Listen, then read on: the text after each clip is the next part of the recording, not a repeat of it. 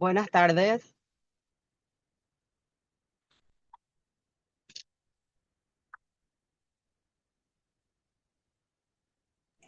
Buenas tardes, Carla. ¿Cómo estás? Hola, querido profe, ¿cómo estás? Bien, ¿y vos cómo andás?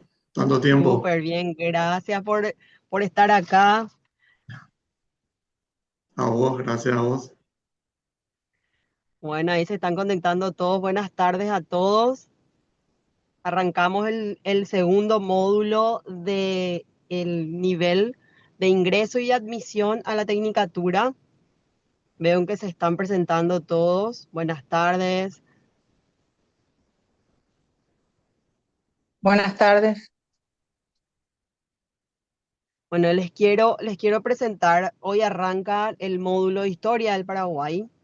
Un módulo que nos parece a nosotros los que organizamos la Tecnicatura más que importante porque es analizar y recordar nuestras raíces.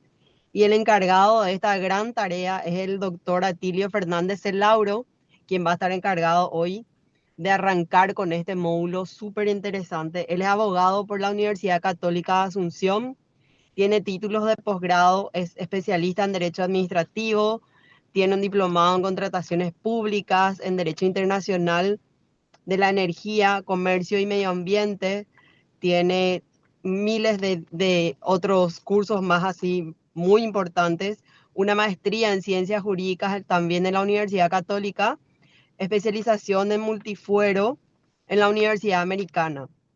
También es profesor en la Universidad Católica de la Universidad del Norte, en la UNIA y en otras universidades en la Cátedra de Historia del Paraguay, Historia de la Cultura, Historia del Derecho Romano, Derecho Político y Derecho Constitucional. O sea, cualquier consulta que tengan sobre historia o derecho constitucional y nuestras bases de la democracia le pueden preguntar acá al profe. Estuvieron también teniendo clases con la profesora de castellano en estos días y sé que surgieron varias consultas sobre cómo vamos a encarar esta parte inicial de la tecnicatura y quiero aclararles algunas cosas. Vamos a organizar una reunión virtual si ustedes quieren para aclarar más dudas, pero los puntos más importantes son los siguientes.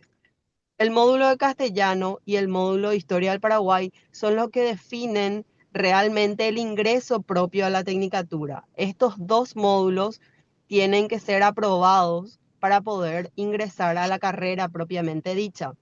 Estos módulos no tienen recuperación en sí, pero sí dentro del módulo en sí, cada profesor estableció una forma de puntuación y de habilitación para el examen final. El doctor les va a explicar ahora, la profesora de castellano ya les explicó, incluso ustedes ya empezaron a hacer los trabajos que ella designó en la semana pasada. El examen final de castellano estaba previsto que sea presencial, como yo les había dicho y como había dicho en un principio la profesora, pero por temas logísticos y sobre todo porque hay algunos alumnos que son del interior, se tomó la decisión de realizarlo también de manera virtual y va a ser en una fecha que estaba establecida al principio, que es el 19 de marzo a las 15 horas.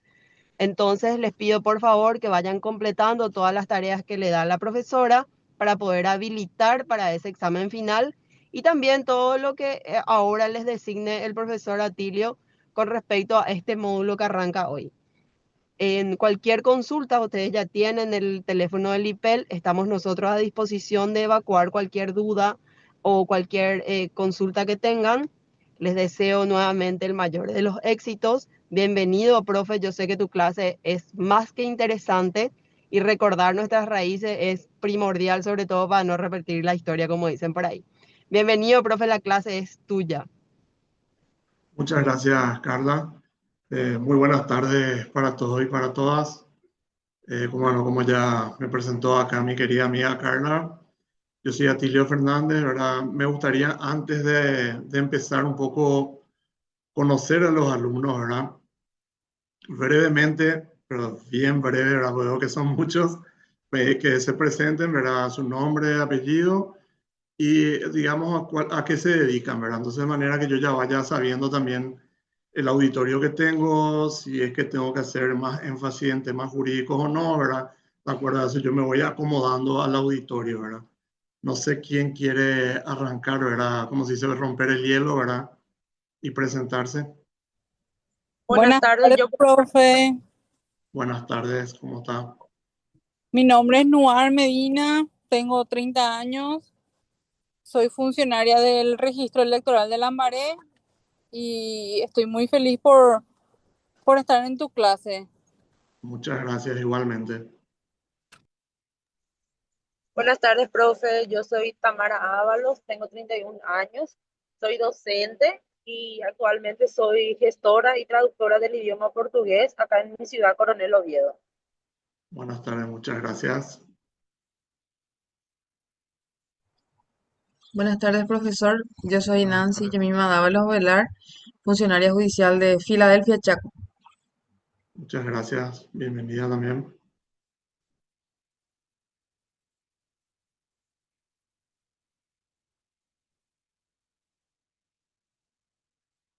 A ver quién más puede ser. Buenas tardes, Buenas tardes. profesor. Buenas tardes. No Sí, ¿qué sé quién tal? ¿Cómo habla. estás? Buenas Eh, tardes. Mi Buenas nombre es tardes. Jessica H. Presente. Muchas gracias. Buenas tardes, Buenas profe. tardes. Buenas tardes. So- Soy Sandra Mereles, licenciada en Administración de Empresas, funcionaria del registro La Recoleta, Ah, Asunción.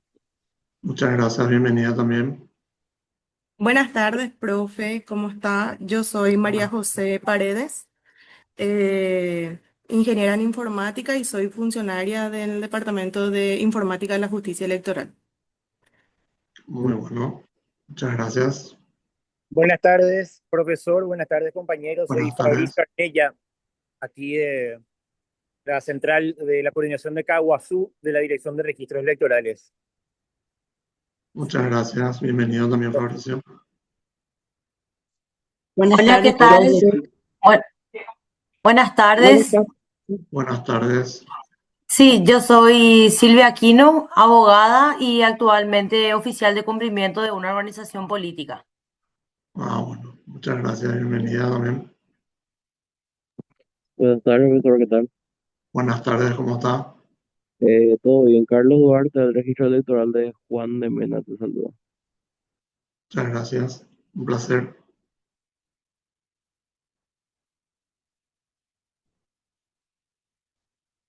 No sé quién sigue. Buenas tardes, mi nombre es Gloria Martínez, soy Buenas docente. tardes. Buenas tardes, muchas gracias. Buenísimo. Muy amable. Buenas tardes, profesor. Me llamo Álvaro Aranguren y trabajo en el Senado de la Nación. Bueno, muchas gracias. Buenas tardes, Buenas tardes, profe. profesor. Soy Buenas Sara tardes. Cabrera, funcionaria del Centro Cívico de Mariano Roca Alonso. Muchas gracias, muy amable. Muy bueno. Buenas tardes, profesor. Te saluda David Florentín. Soy licenciado en Tardes. Administración de Empresa y estoy en el Ministerio de Obras Públicas. Ah, somos compañeros entonces, David. Yo soy Ah, ¿en funcionario serio, también. profe? Sí, yo estoy en Minas de Ah, Energía. ¿Vos en qué parte ah, estás? yo estoy en la central, en la Dirección de Vialidad, la unidad Ah, ejecutora FOSEMI. bueno. Un placer entonces. Hola, profe. Igualmente. Buenas tardes, Sol. Me llamo Sol Centurión y soy estudiante de Ciencias Políticas en la UNA. Qué bueno. Muchas gracias.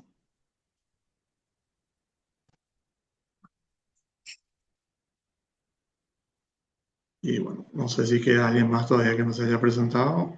Si no, ya arrancamos. Buenas tardes, Buenas profesor. tardes, profesor. ¿Cómo está? Buenas tardes, Mi, profesor. profesor, Bueno, mi nombre es Nilda Orrego, también soy estudiante de Ciencias Políticas. Escuché que una compañera también forma parte de Ciencias Políticas de la UNA. Encantada. sí, que igualmente un placer. Muchas gracias. Buenas tardes, Hola, profesor. Buenas tardes, Jorge. ¿Cómo estás? ¿Qué tal, profesor? Yo soy Jorge Brizuela, soy de la ciudad de Ñemby. Soy abogado particular y estoy orgullosamente en tu clase, profesor. Muchas gracias, muy amable. Gracias. buenas tardes, profesor. Buenas tardes. Soy María José Cardoso de la ciudad de Villarrica, soy funcionaria de la justicia electoral. Qué bueno, muchas gracias. Bienvenida también, María José. Buenas tardes, profesor. Mi nombre es Marina Pavón, soy licenciada en criminalística. Actualmente trabajo de manera independiente. Qué bueno, muchas gracias, Marina. Buenas tardes, Buenas tardes, profesor profesor. y Buenas. compañeros. Mi nombre es Alba Pilichea Cresta, soy estudiante de la carrera de Derecho, con un diplomado ya igual en políticas públicas y también Qué en lo que es bueno. trastorno del espectro autista, ya que soy mami de gemelos con TEA. Ah, muy bien. Muy bueno, muchas gracias. Buenas tardes, profesor. Buenas Soy tardes. Luján Salinas, licenciada en Ciencias Políticas por la Universidad Nacional de Asunción. Un gusto. Igualmente un placer, Luján. Muchas gracias, bienvenida. Gracias, gracias. Buenas tardes, profesor. Soy Susan Sánchez, abogada y notaria pública, Pues, residida en la UNA. Mucho gusto. igualmente, colega, mucho gusto.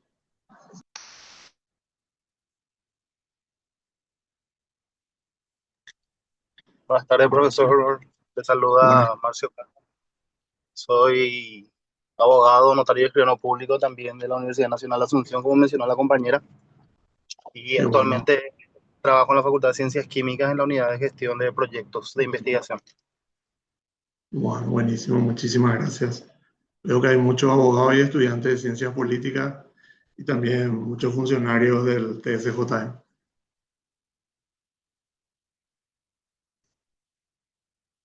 Bueno, no sé si queda alguien más, si no arrancamos con la presentación, ¿verdad? Justamente quería más o menos conocerles para ver un poco cómo iba a ser el énfasis, ¿verdad? Buenas Yo tardes, tenía... profesor. Buenas tardes. Soy Mario Chaparro, soy abogado, docente y funcionario del juzgado electoral del departamento de Cordillera, con asiento en Cacupe. Bueno, buenísimo, muchas gracias. Bienvenido también, Mario. Gracias, profesor. Buenas tardes, profesor. Yo soy Juan Chamorro, docente de educación física. Bienvenido también. Muchas gracias, muy Buenas, amable. buenas tardes, profe. Yo soy Buenas Melissa tardes. Brites, soy profesora de educación inicial, profe. Estamos Qué unas bueno. cuantas de educación inicial que queremos Ah, aprender también. un montón de cosas contigo, profe. Un Qué gusto bueno. también. Muchas gracias igualmente.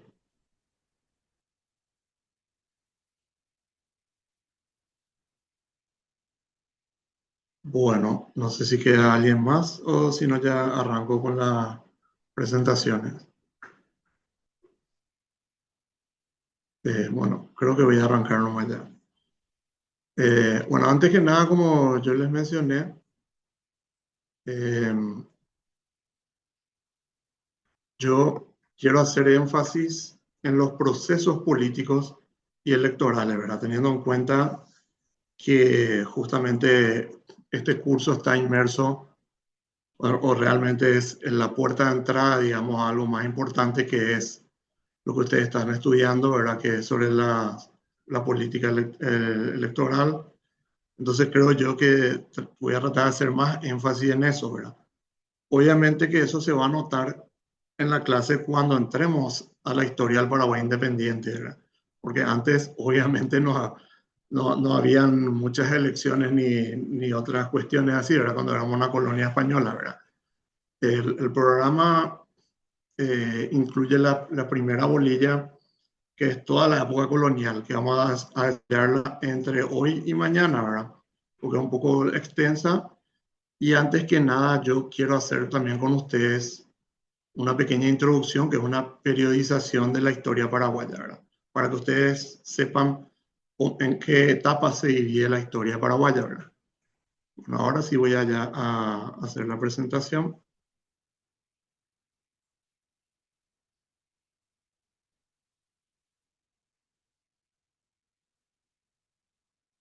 No sé si lo ven completo. Si me avisan si es que sale.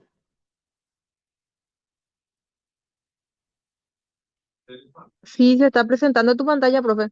Ah, ok. Bueno.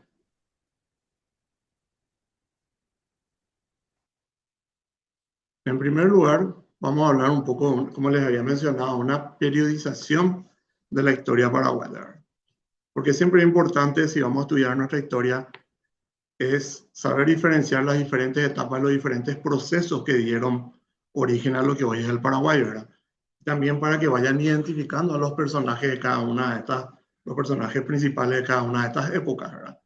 Muchas veces uno de repente conversa con gente muy joven y te dicen cosas como que creen que el Mariscal López era contemporáneo de Stroessner, por decirlo de una manera, o no pueden ubicar en la línea del tiempo si Stroessner era de la historia contemporánea o era de la época colonial o de la época de la guerra, etcétera, ¿verdad? Entonces, es importante que uno primero que nada conozca, divide nuestra historia y desde dónde se empieza a contar, digamos, nuestra historia. ¿Cuál es el punto de partida que nosotros tenemos?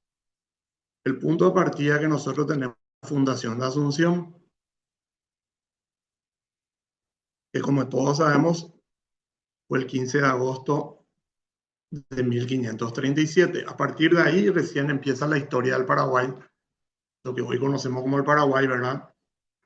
La sencilla razón es ahí cuando llegan los españoles y va a empezar la colonización del Paraguay. Ese periodo colonial va a ir desde 1537 hasta 1811, que es justamente la etapa, la clase que vamos a desarrollar entre hoy y mañana, ¿verdad?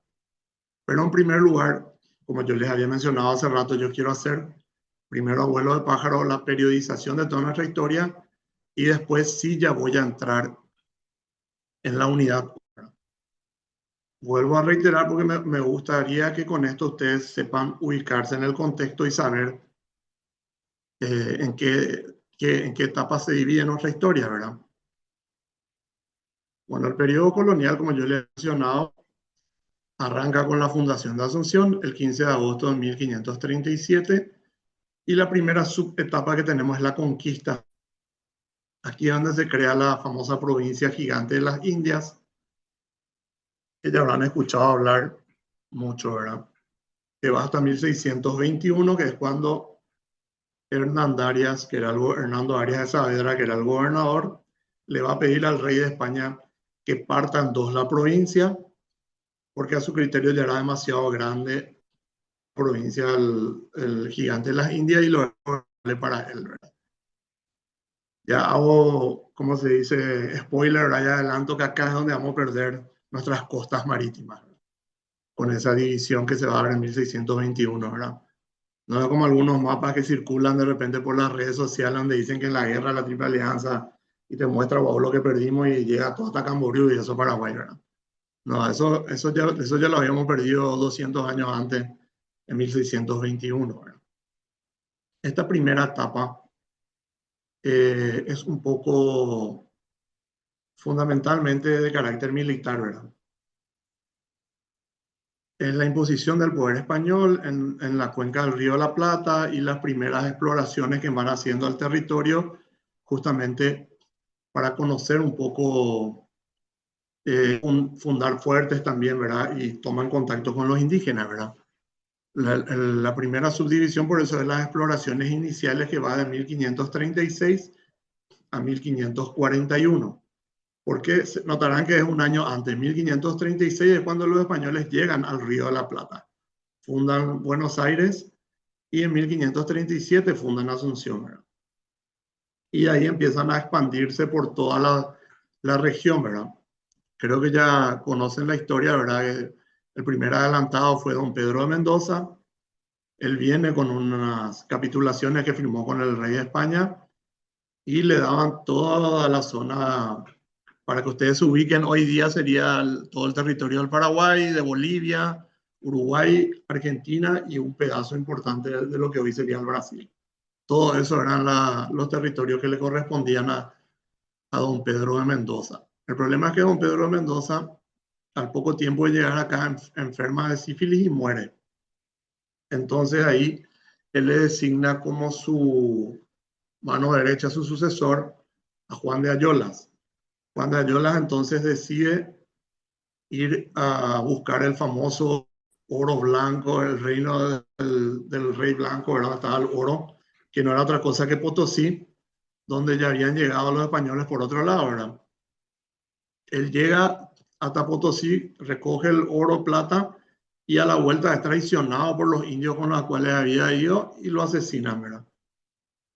Entonces queda como una, ¿cómo decirlo? Un vacío de poder, digamos, ¿verdad? Don Pedro Mendoza había designado como su mano derecha a Juan de Ayolas. Juan de Ayolas, a su vez, antes de partir, le va a dejar como una especie de, llamémosle, de poder, ¿verdad? A Juan de Salazar y Espinosa. Juan de Salazar y Espinosa es quien va a Asunción, como todos sabemos, el 15 de agosto de 1537, y desde ahí van a ir a expandirse ellos y fundar otras ciudades. Por algo es que Asunción se lo conoce como la madre de ciudades, ¿verdad? Pero antes de eso van a hacer la concentración y afirmación en 1541. ¿En qué consiste esa subetapa? Van a despoblar los otros fuertes que habían fundado Buenos Aires y Buena Esperanza. ¿Y por qué? Porque le costaba mucho conseguir alimentos y los indios de aquella zona eran bastante agresivos y vivían atacando el fuerte. Sin embargo, Juan de Salazar y Espinosa había encontrado a los carios que lo habían recibido de una manera, llamémosle, cordial. ¿Por qué? Porque los carios tenían unos enemigos muy poderosos que estaban del otro lado del río Paraguay, que eran los indios Payaguá. Entonces vieron a los españoles como unos potenciales aliados, antes como unos invasores, ¿verdad? Entonces ahí es donde ellos deciden abandonar los otros fuertes y trasladar toda la población a la recientemente fundada ciudad de Asunción, ¿verdad?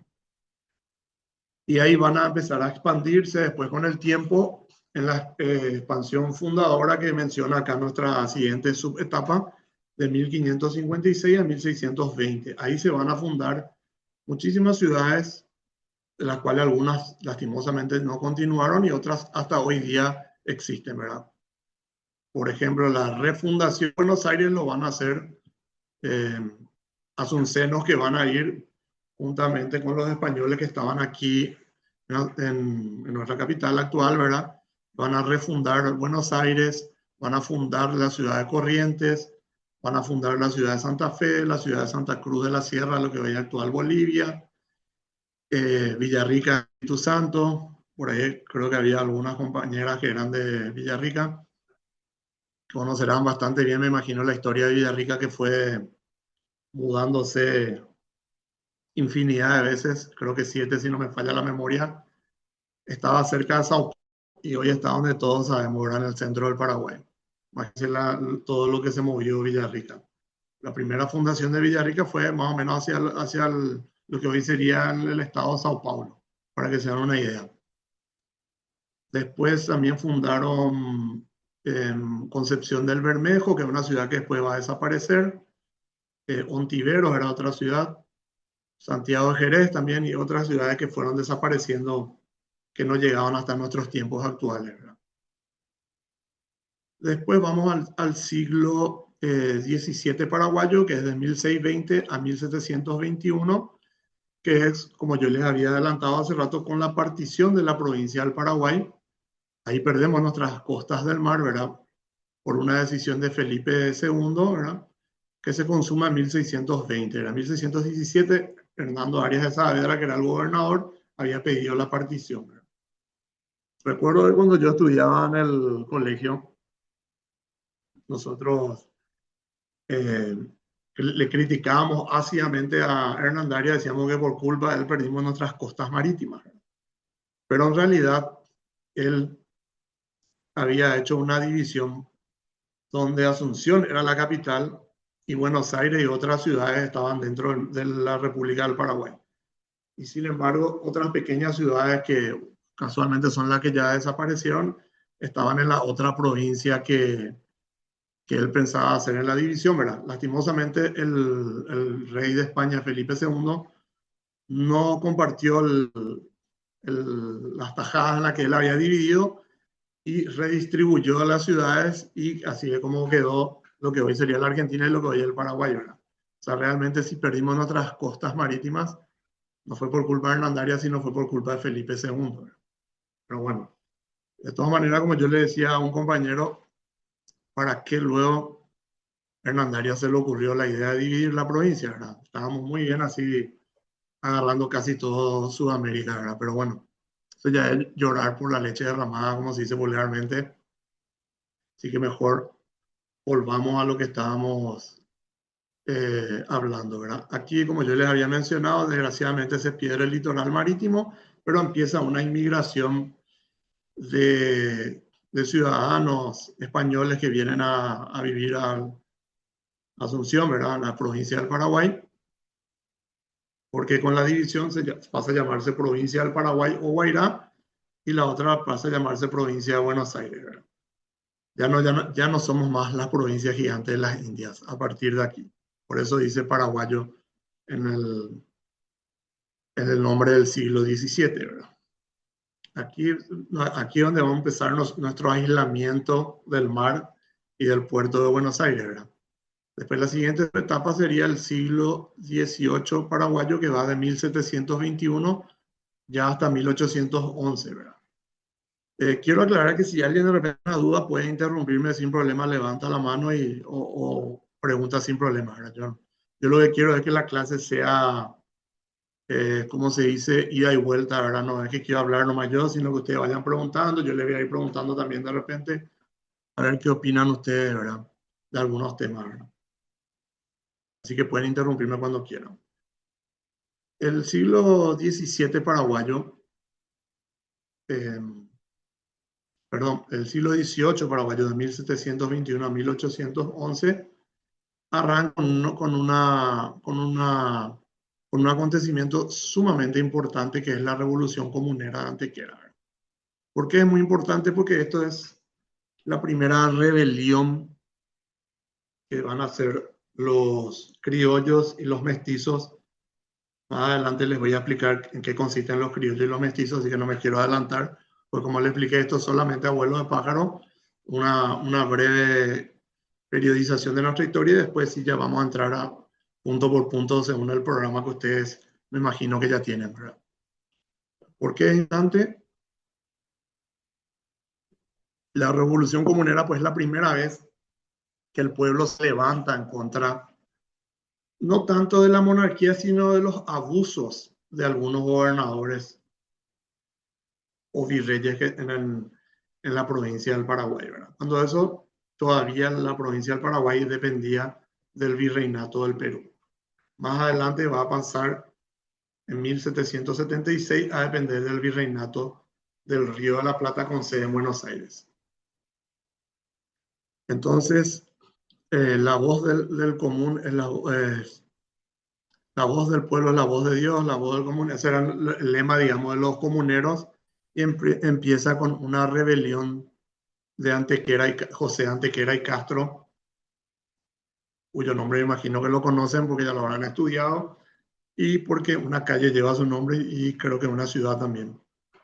Si no me falla la memoria, una ciudad del departamento de San Pedro. Si me pueden corregir si estoy equivocado. José Antequera y Castro era un ciudadano panameño. Era un funcionario de la corona española que trabajaba como auditor digamos que un control de las gobernaciones. Él viene a hacer una auditoría a la gobernación del Paraguay y toma conocimiento de las injusticias, y así es donde él decide levantarle al pueblo contra el gobernador de aquel entonces, ¿verdad? Ahí empieza entonces una revolución que va a terminar, ¿verdad?, con la ejecución de José Antequera y Castro, de Fernando de Mompox, que también era su mano derecha, digamos, ¿verdad? No me quiero adelantar mucho porque, como le digo, esto es abuelo de pájaro recién, para que ustedes vayan conociendo las diversas etapas de nuestra historia, ¿verdad? En este siglo también va a aumentar nuestra población, ¿verdad? Y va a empezar de a poco a germinar el bichito de la independencia, ¿verdad? Que va a hacer eso, como vamos a explicarlo más adelante, debido a diversas situaciones, como por ejemplo la Revolución Francesa. Ustedes se preguntarán qué tiene que ver con nosotros. Bueno, más adelante les voy a explicar eso, ¿verdad? También ya el hartazgo del monopolio del comercio que tenía, que tenía la corona española, sobre todo con el tabaco y la yerba mate, que eran los dos commodities, hoy lo llamaríamos, ¿verdad? Con lo que en ese entonces contaba la República, perdón, la provincia del Paraguay, eran, digamos, nuestros mayores activos que teníamos en ese entonces, ¿verdad?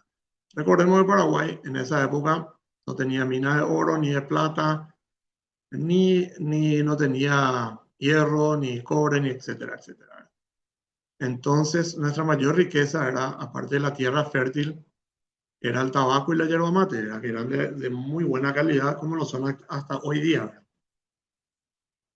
Este siglo XVIII paraguayo va a culminar en 1811, justamente con la independencia nacional, ¿verdad? Como ustedes conocen bien, el 14 y 15 de mayo de 1811 se va a dar la independencia paraguaya, ¿verdad? Y va a surgir la República del Paraguay, ¿verdad? Primero, de hecho, recién con el triunvirato, ¿verdad? Donde todavía ellos le juraban lealtad a Fernando VII, y después ya con la proclamación de la República en 1813, ¿verdad? Vuelvo a recalcar todo esto, vamos a verlo más adelante.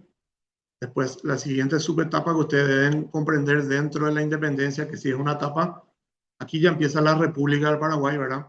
Primero arrancamos con gobiernos autoritarios y paternalistas, así lo llama Justo Prieto, ¿verdad? Que es el que hizo esta periodización, que es la que más se usa en la historia del Paraguay cuando uno estudia nuestra historia, ¿verdad? Los gobiernos autoritarios y paternalistas van a ir de 1814 a 1870. Con la dictadura del doctor Francia, como todos sabemos, primero fue dictador temporal y después fue dictador perpetuo hasta su fallecimiento en 1940. Ahí hay una época un poco anárquica donde va a haber un segundo consulado y se van a suceder unos pequeños golpes hasta que viene la época de los López. Para muchos considerado la época de oro de nuestro país, ¿verdad? De 1841 a 1864, ahí entramos en la guerra en la Triple Alianza,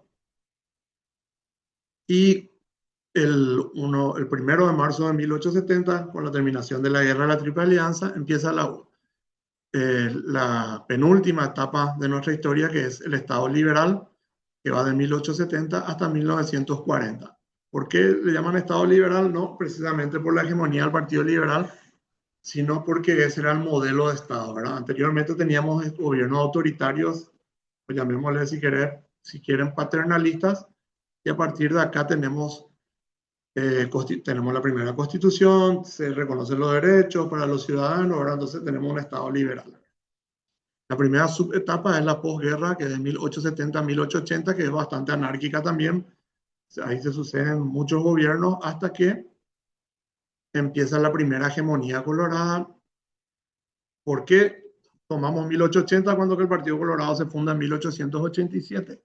Porque es el gobierno ya de Bernardino Caballero quien después con ese mismo grupo político va a fundar el Partido Colorado, ¿verdad? La Asociación Nacional Republicana. Y esa primera hegemonía colorada va a ir hasta 1904, donde un golpe de Estado, una revolución, va a subir al poder al Partido Liberal en diciembre de 1904, quien va a gobernar hasta 1936. A partir de ahí, con el derrocamiento de Eusebio Ayala el 17 de febrero de 1936, empieza la etapa contemporánea, que es la que estamos viviendo hoy día. En esta parte donde va a entrar el militarismo en la historia del Paraguay. Con el advenimiento del coronel Rafael Franco, empieza el militarismo en el Paraguay, es donde los militares empiezan a tener fuerza en la política y van a gobernar hasta 1989, ¿verdad? Pues van a perder fuerza Y hoy día, como todos sabemos, la incidencia de la Fuerza Armada en la política es nula o mínima, cuando menos, ¿verdad? El coronel Rafael Franco va a ser el primero a traer el militarismo al Paraguay, ¿verdad? Inclusive va a abogar la Constitución por decreto.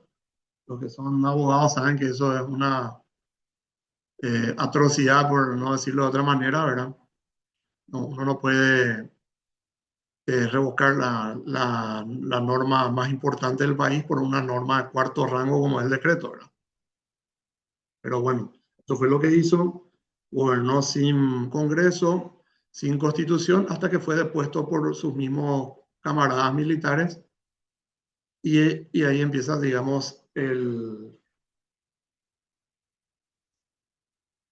advenimiento nuevamente del Partido Liberal hasta 1940, con Félix Paiva, que va a estar del 37 al 38, y José Félix Estigarribia del 39 al 40, el mariscal Estigarribia, quien va a morir en un accidente de avión el 7 de septiembre de 1940.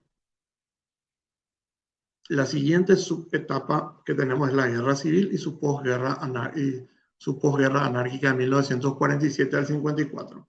Como yo le había mencionado anteriormente, ante el fallecimiento del presidente y el general José Félix Estigarribia, la carta política que él dictó en reemplazo de la Constitución de 1870, que tampoco puede ser llamada una constitución, porque no fue hecha por una convención nacional constituyente, sino que por un decreto él puso en vigencia una nueva constitución y sometió a un plebiscito para que la gente decía si estaba de acuerdo o no. Pero nadie pudo discutir ningún artículo en particular. Y él había eliminado la vicepresidencia, entonces él fallece y no había vicepresidente. Tampoco se habían constituido algunos órganos, como el Consejo de Estado, que era un órgano nuevo que él había creado. Entonces, entre los ministros del Poder Ejecutivo, entre ellos se eligió a quién va a ser el nuevo presidente, ¿verdad? Ahí hay muchas historias que habrán escuchado a lo mejor ustedes de por qué el general Higinio Morínigo es electo presidente, ¿verdad? Algunos dicen que los ministros que eran liberales de Estigarribia pensaban de que lo podían manejar a Morínigo. Otros dicen que en realidad no, se hizo un sorteo entre él y otro ministro, ¿verdad? Que era el general Torreani Viera. Y además dicen que el sorteo se hizo con una caja de fósforo, el famoso Caro Cruz, y la suerte le favoreció a Morínigo, ¿verdad? Siempre según esta versión, nunca confirmada, ¿verdad? Pero tampoco desmentida, ¿verdad? De que así fue como él fue designado por sus pares como presidente, ¿verdad? Morínigo va a gobernar también con mano dura y va a intentar después una apertura democrática, después de un golpe que le van a hacer los militares, donde le van a exigir una democratización del Paraguay en el 46. La primavera democrática lo llamaban en aquel entonces, donde se hizo un cogobierno entre las Fuerzas Armadas, el Partido Colorado y los seguidores del coronel Rafael Franco, que son llamados febreristas, vista que la revolución fue realizada en febrero, ¿verdad? Del 36. Lastimosamente eso va a terminar mal en una pelea y con una rebelión de la Fuerza Armada va a empezar la guerra civil, que es la que más perjuicio ha causado a la historia del Paraguay, en la que aproximadamente 500.000 paraguayos fueron al exilio después de la guerra civil del 47, ¿verdad? No es la más larga de nuestras guerras civiles, la del 21 y 22 es la más larga, que duró 1 año y medio, pero las consecuencias de estas fueron más perdurables en el tiempo, digamos, por lo que le mencioné, el exilio masivo de ciudadanos paraguayos, principal a la Argentina, en menor medida al Brasil y al Uruguay, ¿verdad? Después de Morínigo va a ganar la guerra civil, pero un año después los mismos militares que lo ayudaban a ganar la guerra civil lo van a deponer.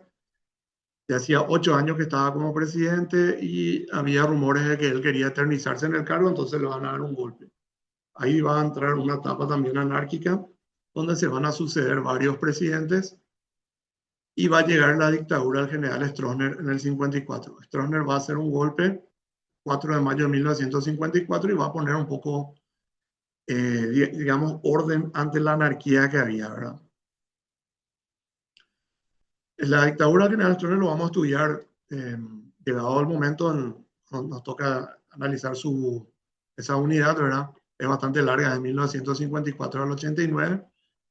Y después la última etapa, que ya es la que estamos viviendo ahora, la transición democrática, desde 1989 hasta la fecha. Porque es importante esta última etapa que estamos viviendo ahora, porque, quiera sea o no, es la etapa democrática más larga de la historia del Paraguay. Desde 1989 hasta la fecha han pasado 35 años y quiera ser o no, democracia, imperfecta o no, pero democracia al fin, ¿verdad? Cosa que en toda la historia del Paraguay no hubo. 36 años seguidos jamás tuvimos democracia, ¿verdad? Muchos van a decir que en la etapa de la primera hegemonía del Colorado, en la primera hegemonía o en la única hegemonía liberal, ahí hubo democracia, pero la verdad es que no era una democracia plena. El 90% de las elecciones eran con candidato único. Ustedes que están en la justicia electoral saben lo importante que es para la democracia una elección transparente y libre, donde hayan varios candidatos, todos puedan competir libremente en igualdad de condiciones, ¿verdad? Entonces, mal podríamos hablar de democracia cuando que no había elecciones justas ni libres, ¿verdad? Solamente hubo contadas desde 1870. ¿Para qué vamos a ser más claros? Desde que el Paraguay se independizó hasta 1926 no hubo ninguna elección con dos candidatos. Ahí se da la primera elección, donde José P. Ullari le va a ganar al candidato del Partido Colorado, de apellido López Moreira, y después ya no va a haber una elección con dos candidatos hasta ya algunas elecciones amañadas en la época de Stroessner. Pero que tampoco no existía la justicia electoral, como hoy nosotros conocemos. Existía lo que era la Junta Electoral Central, pero que no ofrecía las garantías que hoy ofrece la justicia electoral a todos los partidos políticos y a todos los ciudadanos, ¿verdad? Entonces es muy importante eso, ¿verdad? Que nosotros manejemos eso, porque muchas veces se habla, ¿verdad? Uno cuando estudia la historia debe hacerlo de manera imparcial y objetiva, y también situándose en el contexto en el que está, ¿verdad? Despojándose de cualquier favoritismo que uno pueda tener hacia tal o cual sector, ¿verdad? Uno debe tratar de hacerlo de manera objetiva y por sobre todas las cosas tiene que entender también el contexto, ¿verdad? Como les había mencionado, yo recuerdo que mucho discutíamos nosotros sobre todo en la época de facultad, ¿verdad? En las clases de Derecho Político, sobre los periodos anteriores de nuestra historia. Nosotros decíamos que en algunos periodos hubo procesos democráticos, ¿verdad? Y la verdad es que el estado de sitio rigió. El estado de sitio, para los que no lo saben, es lo que hoy llamaríamos el estado de excepción, que es donde se restringen las libertades de los ciudadanos. Por ejemplo, el derecho a reunirse, el derecho a manifestarse, etc. O sea, se restringen ampliamente tus libertades. Vos no podés expresarte libremente, no podés manifestarte, ¿verdad? El presidente por decreto puede ordenar tu arresto, sacarte del país, o etcétera, ¿verdad? Entonces, y el estado de sitio rigió durante casi toda nuestra historia, hasta 1989. Entonces, mal podríamos hablar de democracia en todas esas otras etapas que yo les leí anteriormente, ¿verdad? Desde 1989 hasta ahora se declararon el estado de excepción en contados casos y no duraban muchos días. En el año 2000, creo que fue un intento de golpe al presidente González Macri, pero el Congreso levantó a los 2 o 3 días o a la una semana, no recuerdo bien, pero levantó enseguida.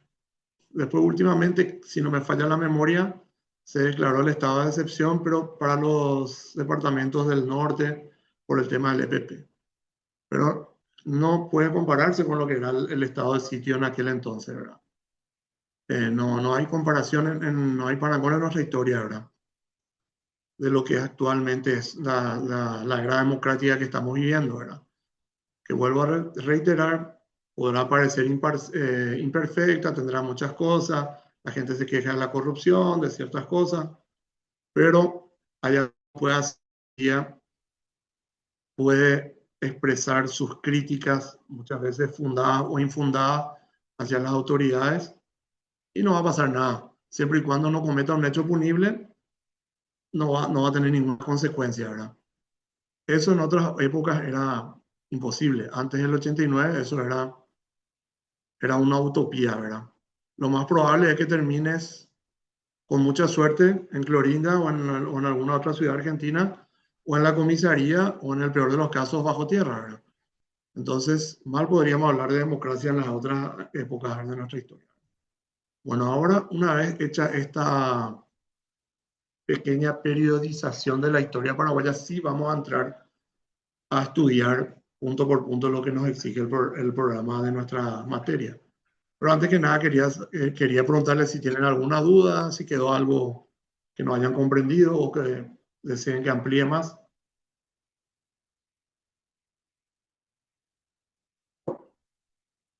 Profesor, Bueno, parece la que creación, sí. la creación de los partidos políticos va a estar dentro de la malla de estudiar. Sí, va a estar también, va a estar también. Voy a aclarar también unas cosas. Yo les voy a ir pasando materiales de apoyo a ustedes. Qué suerte que preguntaste. Yo les voy a ir pasando materiales de apoyo, aparte de estas pequeñas presentaciones que son más que nada ayuda a memoria. Lo que sí les va a servir para estudiar van a ser los materiales que yo les voy a dar. No obstante, ustedes obviamente son libres de adquirir o de alquilar o prestar, ¿verdad?, los libros que menciona nuestra bibliografía, ¿verdad? Me imagino que todos tienen el programa y ahí están las referencias bibliográficas. El programa cita, por ejemplo, a Justo Pastor Benítez con la Vida Solitaria del Doctor Francia, Bordenave con el Tratado y Acuerdos Internacionales del Paraguay, Bordón Elisa, Los Gobiernos Liberales y la Cuestión Social, Efraín Cardoso, El Paraguay Independiente. Esto es un libro muy bueno, yo les recomiendo. Si lo tienen, les va a servir muchísimo. Y si por ahí pueden prestarlo o adquirirlo, ¿verdad? Porque es, a mi criterio, uno de los que más te hace ¿cómo decirlo?, una cronología de nuestra historia y te va contando todos los hechos así de la manera bastante objetiva, excepto cuando llegamos a la época contemporánea de Efraín Cardoso, que es la época de la Guerra del Chaco, ¿verdad? Entonces ahí es donde él pierde totalmente de objetividad. ¿Sí? Sí, profesor. Sí. Un libro muy bueno también es Compendio de Historia Paraguaya, de Julio César Chávez. Sí, justamente tengo acá, este era el siguiente que le iba a recomendar. Para mí esos dos son mis libros, llamémosle de cabecera, ¿verdad? Mis favoritos, si le pudiera decir de una manera, en lo que respecta a historia del Paraguay para la enseñanza, digamos, ¿verdad? Obviamente después uno tiene los libros que le gusta profundizar en diferentes temas, ¿verdad? Hay uno que es muy bueno también de Osvaldo Calsen, que es sobre los presidentes del Paraguay, ¿verdad? Donde él va haciendo uno por uno todos los periodos de gobierno y va diciendo quiénes eran los ministros, quiénes eran los presidentes, vicepresidentes, las principales obras. Es muy, muy, muy interesante, ¿verdad? Ese libro es muy interesante también, si por ahí pueden tener a mano de repente para leerlo. Más que nada sirve también como curiosidad cuando uno quiere saber quién era el ministro tal cosa en la época de tal gobierno o cuáles fueron las principales obras. Muchas veces uno también tiene uno que se llama Asunción y sus calles, donde todas las calles de Asunción te explica quiénes fueron, ¿verdad? O qué es, ¿verdad? Si es el nombre de algo. Entonces uno se va por una calle y dice, ¿quién era Eligio Ayala, por ejemplo? Y él te explica, ¿verdad? El presidente, los vicepresidentes de la República, te dice todas sus obras, etcétera, ¿verdad? Entonces, muy interesante. Cardoso también tiene otro libro que es del Paraguay colonial. Ese también es muy interesante para la etapa colonial, ¿verdad?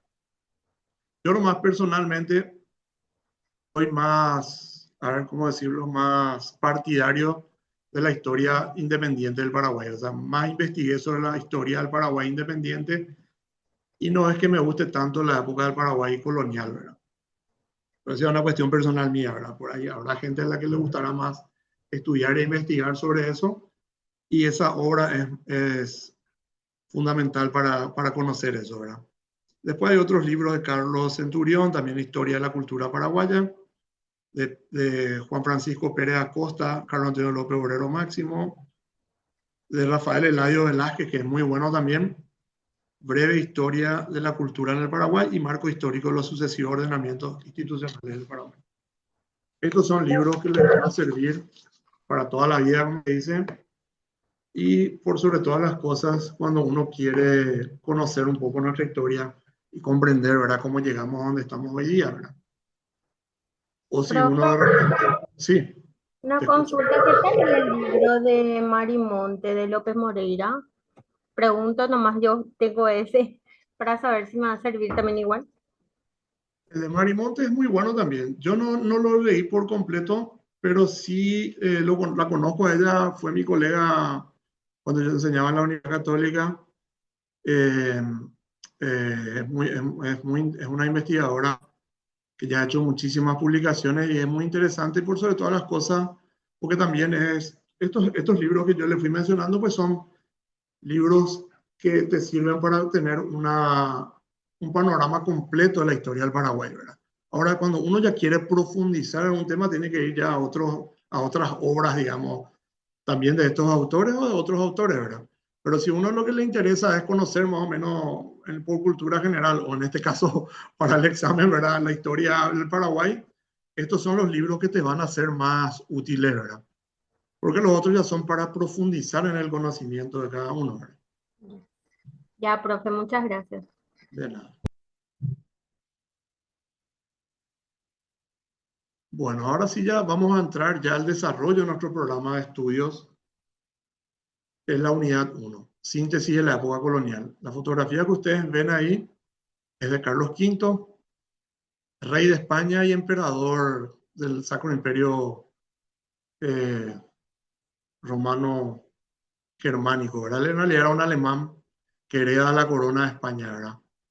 Por matrimonios que se habían dado de sus padres, ¿verdad? Entonces, vayamos a lo que eran las autoridades en la época de la colonia.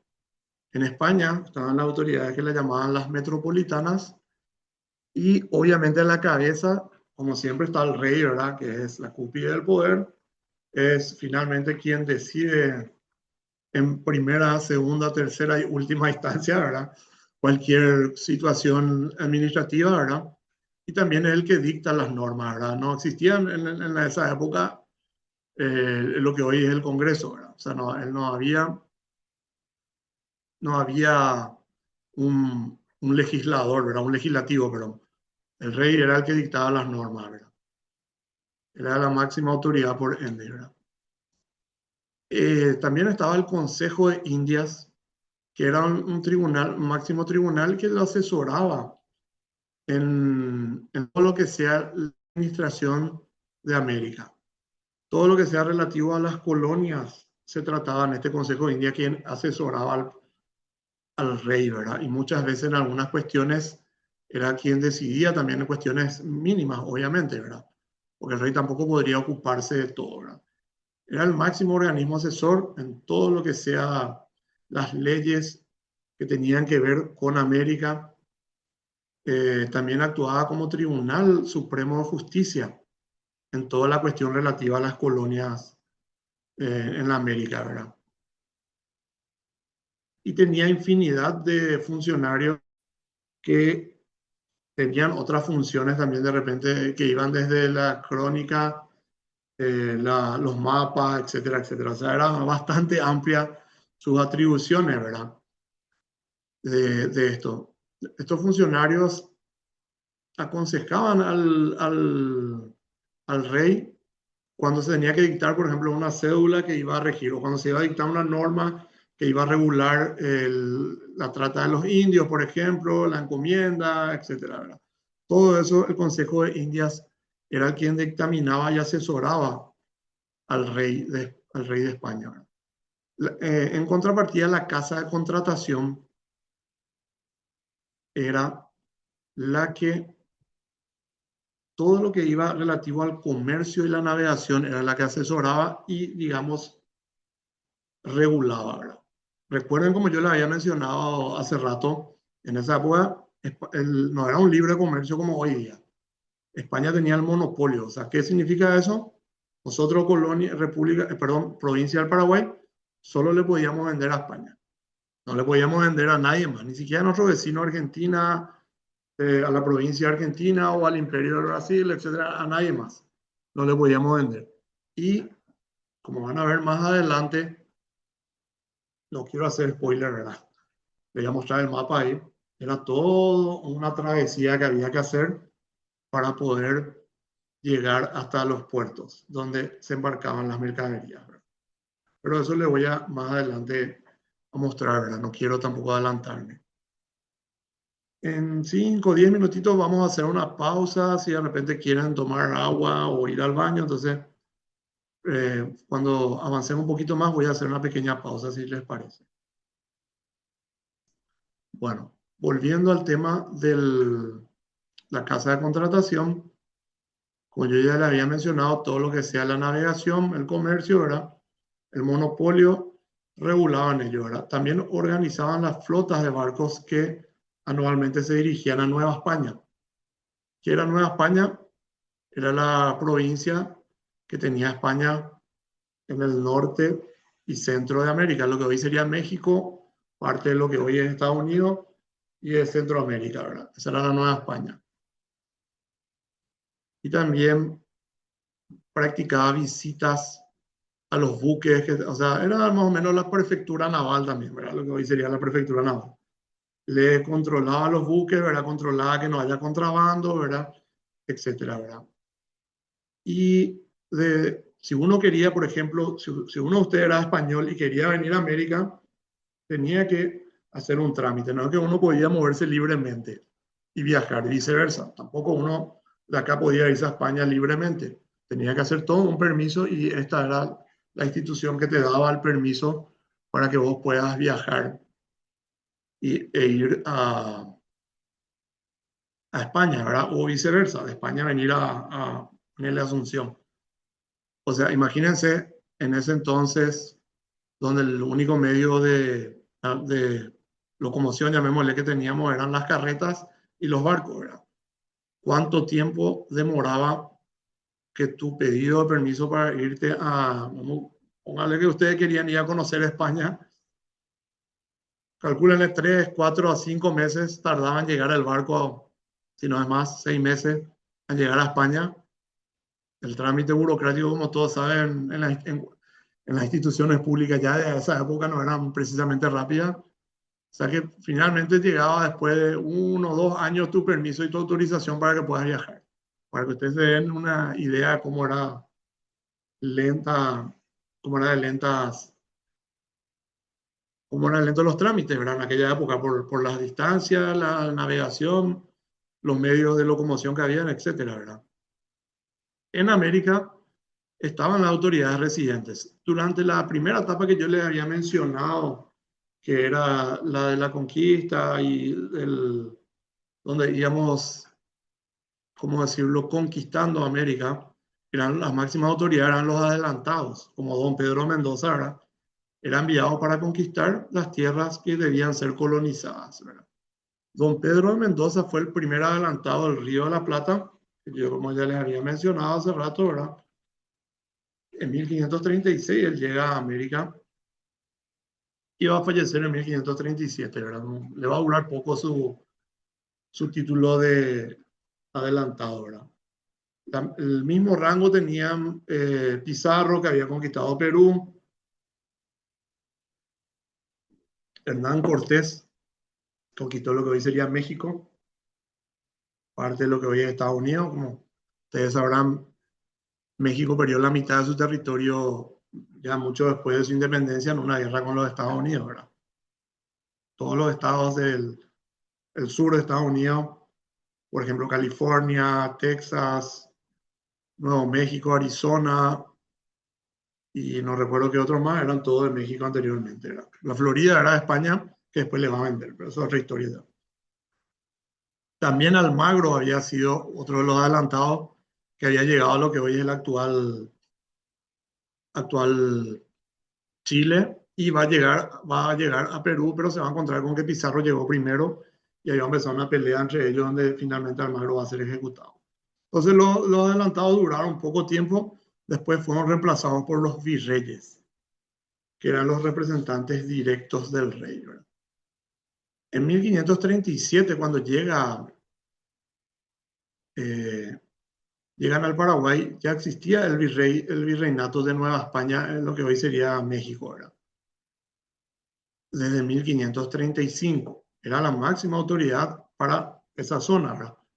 Posteriormente se va a crear de Nueva Castilla o de Perú, como le conocemos, con capital en Lima, y ahí va a depender el Paraguay hasta 1176, como yo les había mencionado, donde va a pasar a depender del virreinato del Río de la Plata. El virrey tenía todas las autoridades que tenía el rey, pero estaba en España. O sea, básicamente era una especie de rey, pero que vivía en España, ¿verdad? Porque él no le rendía cuentas al rey más que en cuestiones muy importantes. Todas las demás las decisiones las tomaba él. La distancia era muy grande, el territorio era muy amplio. Imagínense que España tenía desde la mitad de Estados Unidos hasta Tierra del Fuego, excluyendo el Brasil y algunas islas del Caribe. Todo eso era su colonia, ¿verdad? Entonces era imposible que el rey se entere de todo lo que pasaba ahí y decía cada una de las cuestiones, ¿verdad? Entonces él fue segregando en diferentes virreinatos y le fue otorgando, delegando su poder a los virreyes, ¿verdad? Recuerden que España también tenía colonias en las Filipinas y después va a tener unas colonias en África también. O sea, era ingobernable para el rey si esto iba a estar inmiscuyéndose en cada uno de los asuntos. O sea, haciendo un paralelismo, si hacía lo mismo que hacía el doctor Francia, que cuando fue dictador, él se preocupaba hasta de los asuntos más triviales. Claro que él podía hacerlo porque él solamente tenía que dirigir una provincia que no era muy grande, que era la provincia del Paraguay. Pero el rey no podía hacer eso, entonces delegaba sus atribuciones a los virreyes. La Real Audiencia eran los máximos tribunales de justicia que estaban en América, constituidos por los oidores, que eran, digamos, los jueces, lo llamaríamos hoy día. En 1537, que es cuando se funda Asunción y cuando empieza nuestra historia, ¿verdad? Ya funcionaba la de Santo Domingo, en República Dominicana, la de México, lo que hoy sería México, ¿verdad? Panamá y Guatemala. Y ellos asesoraban a los gobernadores y a los virreyes también y ejercían justicia, ¿verdad? Cuando un gobernador terminaba su mandato, se le hacía uno que se llamaba juicio de residencia, que era lo que se iba y tenía que rendir cuenta de todo lo que él había hecho en sus funciones, más o menos salvando la distancia, como hoy día cuando la Contraloría te audita después de que vos fuiste, qué sé yo, ministro de Obras Públicas, por ejemplo, ¿verdad? O el Tribunal de Cuentas te audita, más o menos era eso lo que hacían. Y muchos terminaban presos o fusilados por corrupción, ¿verdad? Muchos gobernadores, ¿verdad? Bueno, vamos a los gobernadores o capitanes generales también, porque en algunas provincias menos importantes llevaban el título de capitán general. En Paraguay durante mucho tiempo se llamaban capitanes generales y después pasaron a ser gobernadores. Ellos dirigían las provincias o zonas de frontera, las gobernaciones, ¿verdad? Tenían las funciones administrativas, judiciales y militares directas en esa provincia, ¿verdad? Pero siempre subordinados al virrey y en cuestiones jurisdiccionales a la Real Audiencia. Paraguay, ¿de cuál audiencia dependía? Al principio de Lima y desde 1776 de la audiencia de Charcas en el actual Bolivia, en Sucre. Por último teníamos los gobiernos locales, que eran los cabildos. Los cabildos eran las instituciones locales que gobernaban las ciudades, integradas por los alcaldes y los regidores, encargados del orden público, abastecimiento, administración local. Era más o menos como las municipalidades de hoy día, ¿verdad? Se encargaban de la limpieza de las calles, etcétera, ¿verdad? La iluminación en ese entonces se hacía con antorchas. Había todo un funcionario que se encargaba de prender las antorchas para que no sea muy oscuro en las calles. Ese tipo de cuestiones, el saneamiento de la ciudad, ¿verdad? Ese tipo de cuestiones estaba a cargo del cabildo. El cabildo es una institución muy importante. ¿Por qué? Porque el cabildo, al ser la institución más, lo mismo que los municipios hoy día, la que está más de cerca con el ciudadano, era la que más entendía las problemáticas y muchas veces se oponía a las políticas de los gobernadores. Recuerden que los gobernadores eran casi todos españoles. Algunos de ellos fueron criollos como Hernando de Arias de Saavedra. ¿Qué quiere decir criollo? Hijos de españoles nacidos en América. Pero nunca fue un mestizo gobernador, ¿verdad? Casi siempre fueron españoles y un par de criollos. Sin embargo, en el cabildo sí ciertos cargos ya le daban a los mestizos. ¿Qué eran los mestizos? Los hijos tenían padres españoles y madre indígena, por ejemplo.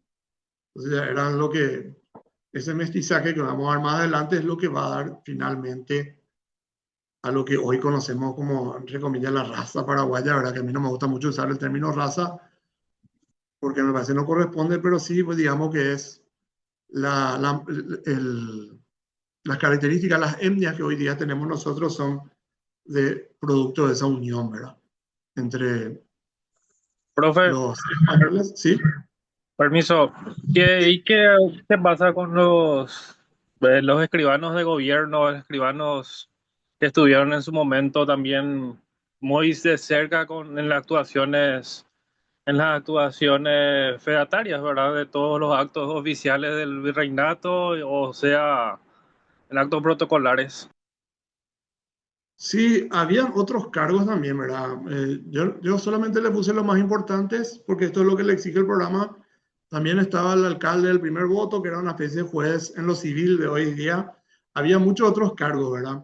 El escribano mayor, como mencionaste, ¿verdad?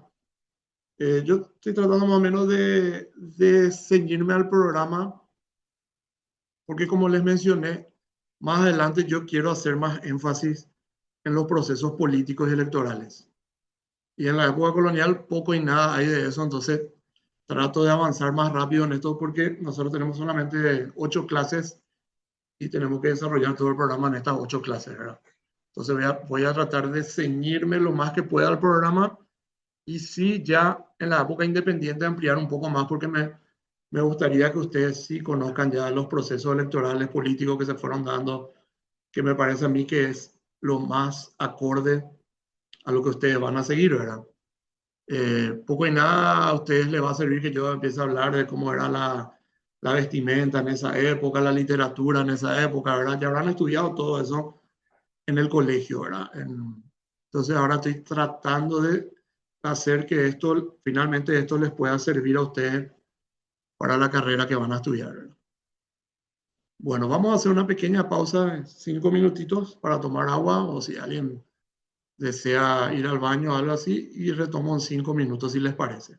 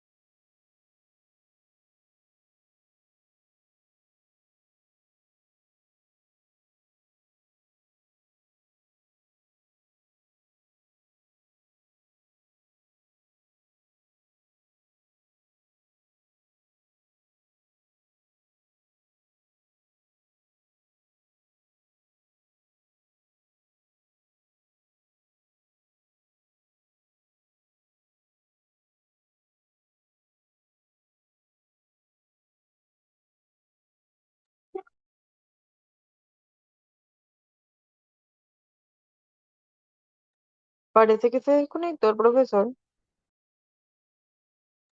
Y el profesor dijo que nos daba 5 minutos de receso, así dijo. Sí, acá estoy. Le di 5 minutos nomás, pero si ya quieren volver, no hay inconveniente, ¿verdad? Yo más que nada le di por si de repente quieren ir al baño, tomar agua, algo.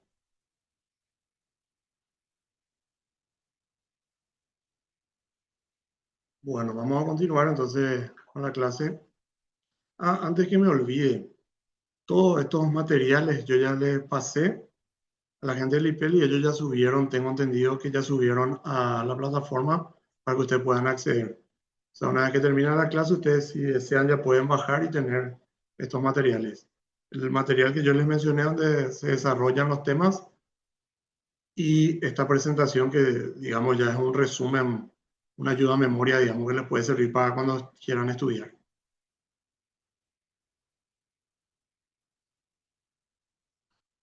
Bueno, continuando un poco con nuestro programa, vamos a la real cédula o real provisión del 12 de septiembre de 1537.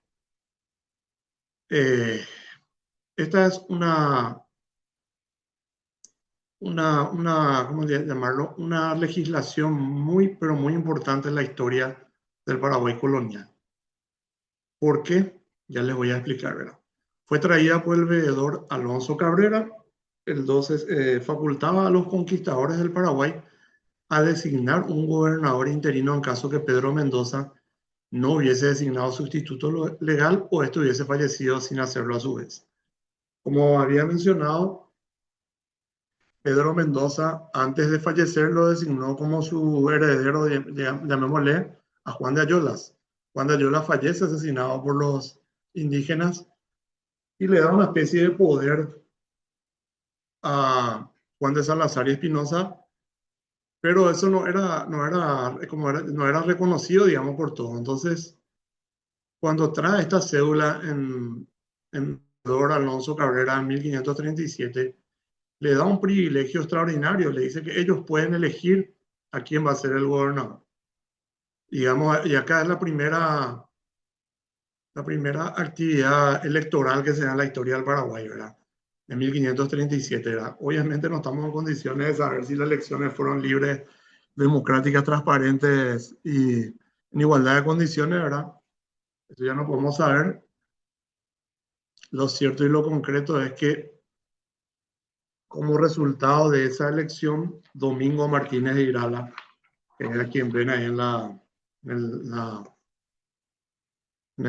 el retrato, digamos, bueno, podríamos decir fotografía por eso, ¿verdad? En el retrato que ustedes ven acá, ¿verdad? Lo eligen los ciudadanos de Asunción, lo eligen a Domingo Martínez de Irala, ¿verdad? El otro candidato había sido Diego de Mendoza, que era también otro lugarteniente de Pedro de Mendoza, pero que, bueno, no contó con la aceptación popular, ¿verdad? Y pierde las elecciones contra Domingo Martínez Irala. Domingo Martínez Irala es, a mi criterio, el que va a sentar las bases de la ¿cómo te voy a decir? ¿Cómo les voy a decir? Del mestizaje en el Paraguay. ¿Por qué? Porque él se va a casar con las hijas del cacique más importante de los Carios y le va a obligar a todo su entorno a hacer lo mismo, ¿verdad? Entonces ahí van a empezar a nacer los primeros mestizos en nuestra tierra. Ahora ya entienden cómo él se hizo muy popular, ¿verdad? Porque él se hizo aliado de los indígenas, ¿verdad? Lo cual hizo entonces que él sea bastante popular y fuera electo por sus pares, que eran los habitantes en ese entonces de la ciudad de Asunción, ¿verdad? Como gobernador. Yendo a lo que dice el programa, ¿cuál es la importancia, verdad? Es un privilegio único, ¿verdad? Permitía elegir democráticamente a las autoridades. Según la cédula real, era solamente para este caso. Pero, como estamos en Paraguay, ¿verdad? Cada vez que fallecía el gobernador, los muchachos sacaban la real cédula de 1537 y decían, no, falleció el gobernador, no designó gobernador, nosotros estamos autorizados a designar al nuevo gobernador, ¿verdad? Entonces, en la historia paraguaya, varias veces van a hacer uso y abuso de esta real cédula, ¿verdad? Y generalmente tolerado por el gobierno español, ¿verdad? Como Paraguay no era una provincia sumamente importante para ellos, por lo que yo le había mencionado hace rato, no teníamos oro, plata, ni estaño, ni nada. En síntesis, no teníamos minerales, que era lo que a ellos les importaba en aquel entonces, ¿verdad? Todavía no se había descubierto el petróleo en esa época, por lo tanto, el petróleo todavía no era importante en esa época, ¿verdad? Ya va a pasar después eso más adelante, pero lastimosamente en nuestro país al menos no, el oro negro no hemos todavía podido explotarlo, ¿verdad? Pero eso ya es otra historia. Bueno, vayamos un poco la historia del Cabildo de Asunción, como yo les había mencionado hace rato, fundado en 1541. Es la institución municipal que defendía los intereses locales. Tuvo gran influencia en la formación de la identidad nacional. El Cabildo era una institución, es la única institución, mejor dicho, municipal de origen español que realmente funcionó en América. Y era la única relativamente representativa, pues como les mencioné, había un cabildo de españoles, otro en las ciudades y las villas, ¿verdad? Había otro inclusive indios, ¿verdad? Y en los cabildos de los españoles también los mestizos de repente podían ocupar algunos cargos, o los criollos. Entonces eran los pequeños espacios de poder de menor rango, por supuesto, que la corona española le da a los súbditos que no eran españoles, ¿verdad? Más hacia, en el punto 4, vamos a ver más atrás, más adelante, perdón, cómo era la pirámide social en esa época, ¿verdad? Pero el cabildo, acuérdense bien siempre de esto, era la única donde inclusive los mestizos tenían, podían ocupar cargos, ¿verdad? Por ejemplo, el alcalde del primer voto sería el juez de lo que hoy nosotros llamaríamos el juez de primera instancia en lo civil. Dirimía los conflictos que había. Y el doctor Francia llegó a ser secretario de ese, llamémosle juzgado, ¿verdad? Durante un tiempo, ¿verdad? O sea, y él era ciudadano paraguayo, hijo de portugueses y de una paraguaya. O sea, no era español precisamente, ¿verdad? Para que ustedes se ubiquen la manera de cómo la importancia del cabildo eran los pequeños resquicios donde los paraguayos, llamémosle ya, porque en ese entonces, después se va a haber un sentimiento ya de los, al principio, como les había mencionado, o eras español, o eras indígena, o eras mestizo, o eras criollo. Pero después va a pasar ya que varios mestizos se van a casar entre sí, que esto y lo otro, y se va a crear ya como una nueva, ¿cómo llamarlo? Una nueva, un nuevo estrato social o una nueva nacionalidad, entre comillas, que serían los paraguayos, lo que ya se sienten paraguayos, ¿verdad? Ya no se sienten ni mestizo, ni español, ni criollo, etc. Pero ese sentimiento va a surgir más adelante y es lo que va a dar pie a nuestra independencia, ¿verdad? En 1811. Pero, vuelvo a repetir, el cabildo era el espacio donde todos podían ser oídos. Inclusive se hacían cabildos abiertos, que eran juntas generales de vecinos, ya sean para cuestiones informativas o deliberativas, ¿verdad? O para consultar, ¿verdad? Entonces, para la época era el único espacio donde vos tenías, donde podías ir a expresar tus inquietudes y que la corona española te escuche, ¿verdad? Siempre, por supuesto, sobre cuestiones ya más, ¿cómo decirlo? Más locales, ¿verdad? No te iban a estar consultando sobre cuestiones nacionales o internacionales de geopolítica, ellos ni de economía, ¿verdad? Pero por lo menos las cuestiones que a vos como ciudadano te importaban, ahí por lo menos podías irte en el cabildo a escuchar y también te enterabas de las decisiones que se tomaban, ¿verdad? El Cabildo de Asunción fue fundado el 16 de septiembre de 1541 y como yo les había mencionado, va a tener protagonismo en nuestra historia. Varias veces se va a oponer al gobernador, ¿verdad? Entonces va a ser, digamos, el germen de donde van a salir los patriotas después que van a hacer nuestra independencia, ¿verdad? Esta institución fue suprimida ya en la época republicana, ya por el doctor Francia en 1824. Ahora sí vamos a lo que yo les había mencionado hace rato, la sociedad colonial. La estructura social de la colonia española. En la élite, en la cúspide de la pirámide, estaba la élite española. Por supuesto, los españoles o peninsulares, como lo llamaban, porque recuerden que España está en la península ibérica, ocupaban los mejores cargos. Eran los altos cargos, eran los clérigos, también terratenientes, tenían muchísimo poder, privilegios y eran los dueños de casi todas las tierras. En segundo lugar, venían los criollos, que eran hijos de españoles, pero que tuvieron la, entre comillas, mala suerte de haber nacido ya en América. Eran, digamos, blancos como sus padres, tenían todos los mismos genes que ellos, pero en vez de nacer en Madrid, naciste en Asunción, ¿verdad? Entonces, por ende, automáticamente vos tenías menos derechos que tu papá, que tuvo la suerte de nacer en Madrid, en Toledo, o en Sevilla, o donde sea, ¿verdad? Y ciertos cargos podías ocupar, ¿verdad? En algunos casos llegaban hasta gobernador, ¿verdad? Que fue lo máximo que llegaban. Virrey jamás, ¿verdad? Después venían en tercer orden los mestizos. Las personas que tenían ascendencia mixta, usualmente españoles e indígenas, ¿verdad? Y podían ocupar algunos roles, podían ocupar algunos cargos, como les mencioné, sobre todo en el cabildo, ¿verdad? Que ahí donde más podían los muchachos ubicarse y tener un poco de, ejercer un poco de poder, ¿verdad? Hasta aquí todavía vos tenías derechos y tenías algo de poder, entre comillas, ¿verdad? Después ya venían los indígenas, que eran los pueblos originarios, ¿verdad? Obligados a trabajar sin derechos y ni representación justa, ¿verdad? Por más que había una serie de cédulas y de documentos reales que le daban derechos a los indígenas, en la práctica esto era letra muerta, ¿verdad? Los indígenas trabajaban para los españoles sin recibir ningún salario, o sea, básicamente eran unos cuasi esclavos, ¿verdad? En teoría no eran esclavos, pero en la práctica vivían como esclavos, ¿verdad? En teoría no, porque ellos vivían en sus reducciones y después se iban a trabajar allí. A diferencia del esclavo que vivía con el patrón, ¿verdad? Y el esclavo africano, que era los que habían sido traídos de África, ¿verdad? Como obviamente su nombre lo dice, y eran sometidos a esclavitud, no tenían ningún derecho y eran considerados cosas. O sea, yo, por ejemplo, cuando moría le heredaba, no sé, mi buey, mis libros y mis esclavos a mis hijos. Así en mi testamento ponía eso.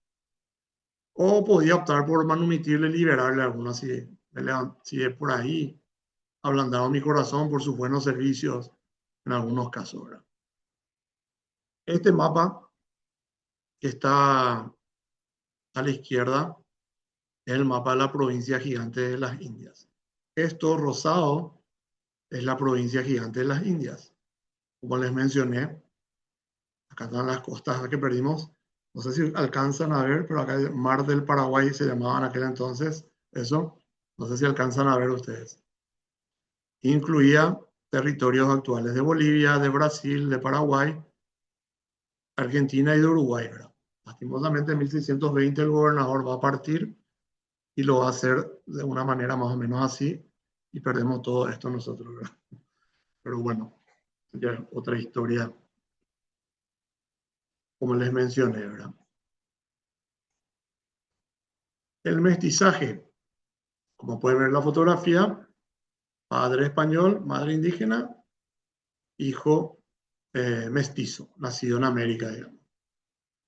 El mestizaje en la época colonial en el Paraguay fue el resultado del encuentro entre las poblaciones indígenas, nativas y los colonizadores españoles. Los españoles, en esto hay que hacer una disquisición. La colonización de América lo hicieron en primer lugar los españoles, después los portugueses, los ingleses lo van a hacer en el norte, también los holandeses llegaron, los franceses, inclusive los daneses, ¿verdad? Y hasta inclusive Rusia llegó a lo que a Alaska, ¿verdad? Con excepción de los españoles y los portugueses, ninguno de los otros se mezclaron con los indígenas.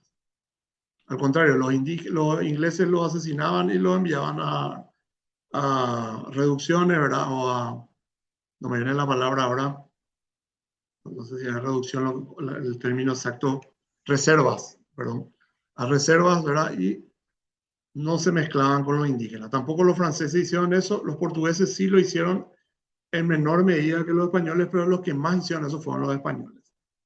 Por eso es que en la América Latina española es donde hay mayor porcentaje indígena actualmente.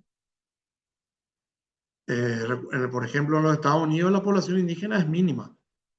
Hay todavía, pero muy poco y viven en las reservas, ¿verdad? ¿Por qué? Porque el resto fueron asesinados y los pocos que se salvaron fue porque aceptaron entrar en las reservas, entre comillas, por las buenas, ¿verdad? Y ahí vivieron, ¿verdad? Los otros tampoco lo hicieron, los franceses tampoco hicieron eso, y solamente fueron, el mestizaje es casi exclusivo de españoles e indias y en menor medida de los portugueses con los indígenas, ¿verdad? Con las indias. No había caso de que sea una española con un indio, ¿verdad? Eso no, porque muy pocas españolas vinieron a América. Vinieron unas cuantas, pero muy pocas.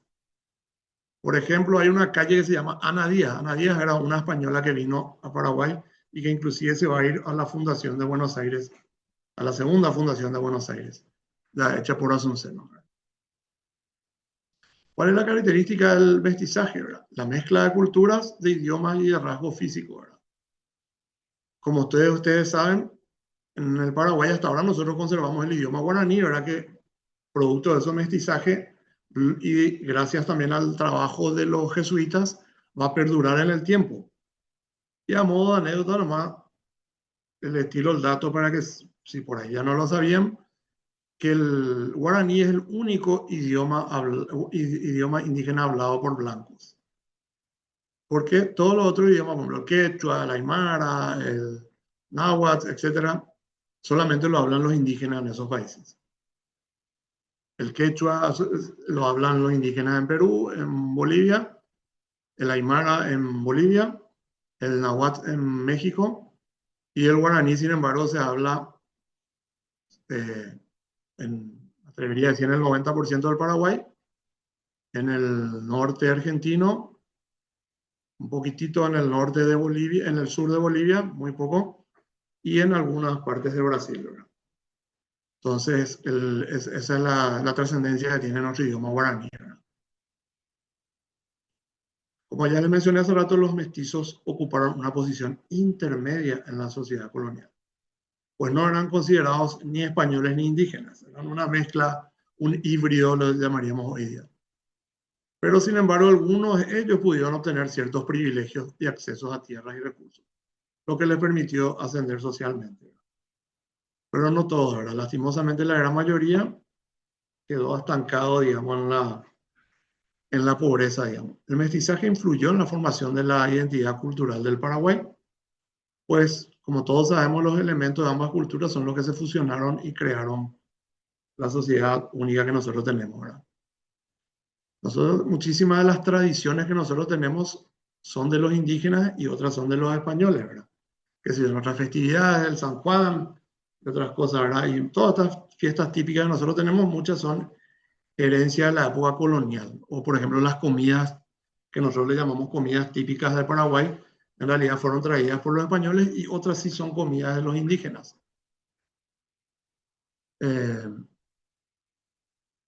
Yo siempre suelo decir que una de las pocas comidas que sí es auténticamente paraguaya y no hay en otro país es la sopa paraguaya, justamente, ¿verdad? ¿Por qué? ¿Por qué le digo eso? Porque la chipa guazú, por ejemplo, existe en otros países con otro nombre, ¿verdad? Con preparaciones muy similares. Por ejemplo, en Bolivia lo llaman humita. Es muy parecido. Después, en pastel de choclo, no sé qué le llaman corn cake en Estados Unidos, con la diferencia que ahí ellos no licuan el maíz, ¿verdad? Pero es básicamente exactamente casi lo mismo, ¿verdad? Inclusive la chipa que nosotros comemos acá, se come en Bolivia también, es muy parecida, se llama cuñapé. Y después ellos tienen dos variantes del cuñapé. Hay una que es muy parecida, tipo las bombitas de queso que hay acá en Paraguay, y el otro sí es parecidísimo a nuestra chipa, igualito, ¿verdad? O sea, si uno se va a Bolivia, a Santa Cruz, sobre todo, por eso va a decir, no, esto es chipa, va a decir, ¿verdad? Entonces, digamos que el mestizaje hizo que muchas de nuestras costumbres, nuestra gastronomía y nuestra cultura se fusionen, ¿verdad? Y hay otras comidas que sí son comidas traídas por los españoles, como por ejemplo el puchero, el locro, etcétera. Son comidas españolas, ¿verdad? Por más que la gente crea que son comidas paraguayas, ¿verdad? Inclusive la sopa más rica del mundo, el bori bori, como ustedes saben, fue por 2 años consecutivos, el año pasado, antepasado y el año pasado, fue electa como la sopa más rica del mundo. El bori bori, que muchos creen que es auténtico del Paraguay, no lo es. Hay en muchos otros países, inclusive mi colega Juan Marcos González, que es también abogado y también profesor de historia, visitó los Balcanes en muchas ocasiones y comentó que justamente en Croacia comió algo que era exactamente igual que el bori bori. Pero no recuerdo en este momento el nombre porque no hablo croata, ahí no se me quedó la palabra, no retuve el nombre, pero sí era nuestro popular bori bori. Bueno, prosiguiendo un poco con nuestra clase, en lo que hace a la economía colonial y las restricciones que la corona española aplicaba a los paraguayos o a los colonos, ¿verdad? Paraguayos. Acá está el mapa que les había mencionado. Ahí está el Paraguay. Voy a hacer con el cursor para que todos puedan ver. De acá, al principio, el único puerto autorizado para salir era el de Callao, Lima, Perú. Entonces, en carreta tenían que irse desde Asunción, previas Calancharcas, hasta Lima. Ahí se embarcaban en un barco, llegaban a Panamá, cruzaban en carreta otra vez, porque no existía el canal de Panamá en ese entonces, hasta Portobelo, ya en el Atlántico, y de ahí embarco nuevamente hasta el puerto de Sevilla, en España. O sea, imagínense si ustedes querían exportar su producto, en cuánto tiempo iba a llegar a España, ¿verdad? Lo cual era algo prácticamente imposible. Y viceversa a la vuelta, cuando venían los productos de allá. Porque muchos productos venían de allá para acá. De acá se iba el tabaco, la yerba mate, donde el gobierno, la corona española tenía el monopolio. ¿Qué quiere decir eso? Que vos no podías vender el yerba mate ni tabaco, solamente la corona española. Ellos eran los acopiadores y los que podían venderle después al resto y podían exportar, ¿verdad? De la yerba mate y el estanco del tabaco que le llamaban ellos, ¿verdad? Esos eran monopolios exclusivos del Estado, no había posibilidad de otro, ¿verdad?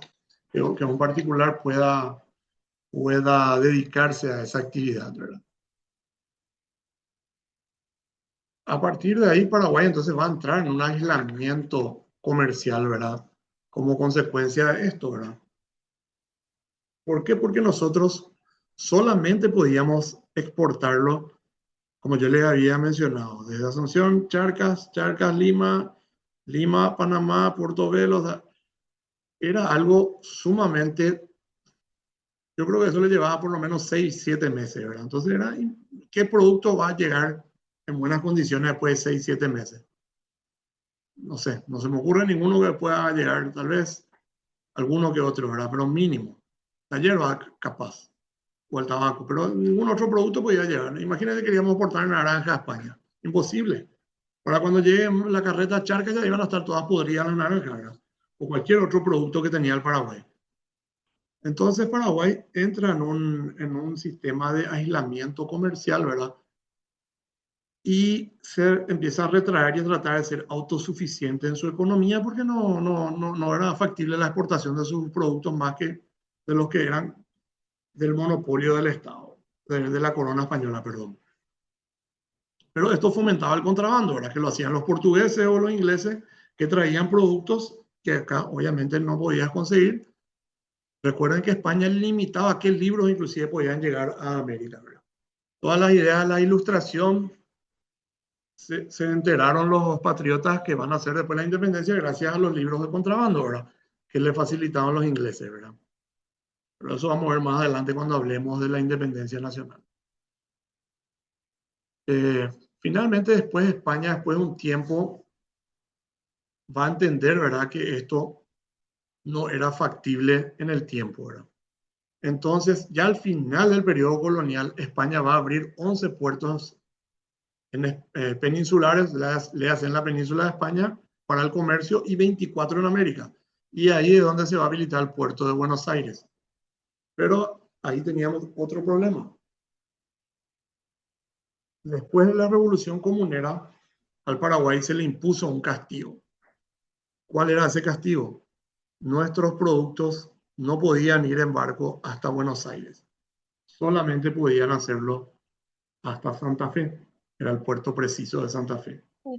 Y de ahí en carreta debían irse hasta Buenos Aires. Para cualquier. Entonces, digamos a lo mismo hace rato, para la exportación de cualquier producto nuestro ya lo volvía absolutamente inviable. No sé, no, anda con el JBL por eso. Perdón, no sé si querías hacer una pregunta. ¿Cómo lo pasaste, amor? Parece que tiene prendido su micrófono. Bueno, entonces Paraguay no tenía acceso directo al mar, debía pagar numerosos impuestos y tasas en el puerto preciso, en cada uno de los puertos debía pagar impuestos y tasas, lo cual hacía excesivamente oneroso el comercio paraguayo, ¿verdad? Lo cual entonces hacía que nosotros nos repleguemos para comerciar internamente nomás y más bien para el contrabando. Desde esa época ya viene la historia de la unión del contrabando con el Paraguay, ¿verdad? Que hoy día, lastimosamente, hay ciudades que viven del contrabando, ¿verdad? Esa es la realidad, ¿verdad? Hay una franja importante de ciudadanos paraguayos que viven gracias al contrabando, ¿verdad? Y el contrabando, como yo siempre digo, puede ser bueno y puede ser malo. Puede ser bueno en el sentido de que te permite, en épocas restrictivas como esta, acceder a productos o materiales que uno de otra manera no podría accederlo, ¿verdad? Caso de libros o de ciertos productos, ¿verdad? Y es malo porque, lógico, el Estado al no recaudar impuestos no tiene dinero para invertirlos en salud, educación, etcétera, ¿verdad? Entonces, tiene un doble cariz, digamos, el contrabando. ¿Cuáles eran los sistemas de trabajo que habían en esa época? Lo que yo había mencionado hace rato era la encomienda, era el reparto de los indígenas. A ver si alguien recuerda la época de colegio en qué consistía la encomienda. ¿Cuáles eran las condiciones?